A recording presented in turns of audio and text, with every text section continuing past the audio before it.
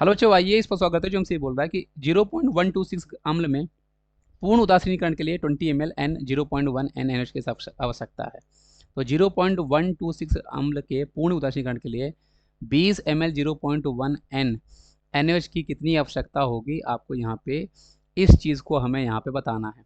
अब बच्चों यहाँ पर आप ध्यान रखना, जैसे आप लोगों ने पढ़ा है तो हमारे पास ये जो ग्राम तुल्यांक आपके पास होता है बच्चों, जो हमारे पास ये ग्राम तुल्यांक हमारे पास होता है, तो ग्राम तुल्यांक हमारे पास होता है बच्चों, ये लॉ ऑफ मतलब ग्राम तुल्यांक का जो आपके पास नियम होता है, लॉ ऑफ ग्राम तुल्यांक, ये बहुत ही इंपॉर्टेंट नियम होता है जो हमें ये सिखाता है कि दुनिया में कोई सी भी तरह का कोई भी आपके पास बच्चों हमारे पास इस दुनिया में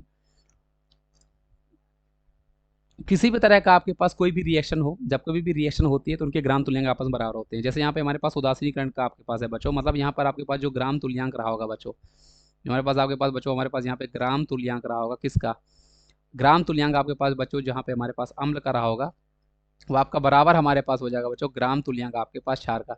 जब कभी भी कोई उदासीनीकरण की रिएक्शन हमारे पास होती है बच्चों, तो वहाँ पे ग्राम तुल्यांक आपका अम्ल और क्षार का हमारे पास बच्चों आपके पास बराबर होते हैं। इस चीज़ को आपको यहाँ पे ध्यान रखना है।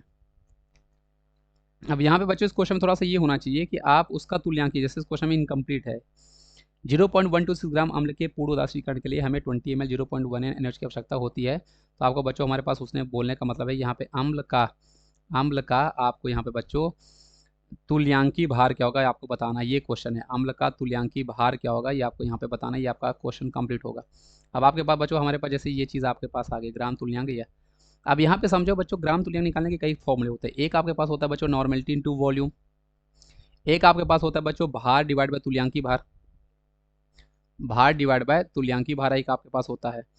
एक आपके पास फॉर्मूला हमारे पास और होता है बच्चों ये निकालने का, जो कि होता है number of mole into N factor.